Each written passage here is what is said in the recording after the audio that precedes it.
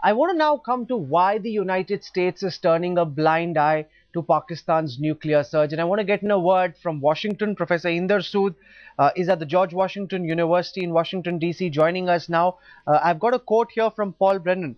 He says that what Pakistan is doing really needs to be looked at by the United States. And it's very surprising that nobody seems to care, given that China is actually violating its international nuclear non-proliferation commitments, helping Pakistan clandestinely build up its nuclear capacities.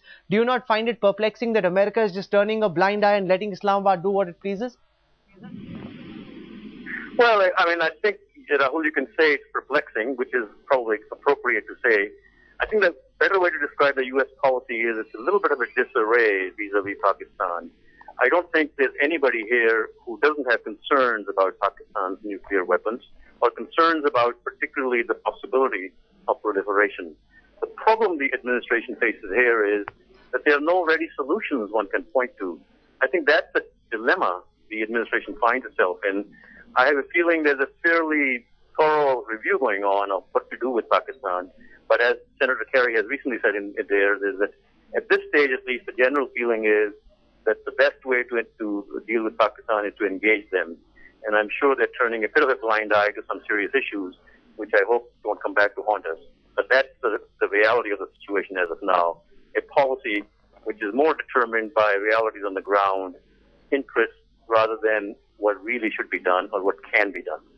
Okay, Dr. Balachandran, are you hopeful after Osama bin Laden was found living in an army cantonment and ISI and Pakistani army got discredited in the eyes of the world? There's a possibility that America will be more concerned about Pakistan's nuclear stockpile and will put pressure on Islamabad not to grow the nuclear arsenal in this fashion? Let me first of all say, look, where do you get the story that they are building a lot of nuclear bombs? Let us be clear about one thing. This secret is not a secret. The ISI has released the Institute for Science and Security released those photos a long time back. Second, you need uranium to make bombs.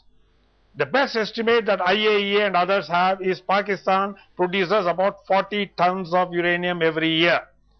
If you take out the material that is needed for Kanoop, they will have about 35 tons for making nuclear weapons.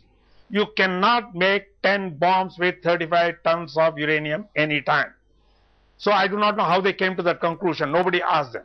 Secondly, India produces about 300 tons of uranium every year. If they want to, they are not doing it, but if they want to, they can produce 8 times as many bombs as Pakistan if they really want to challenge us. We are not doing that.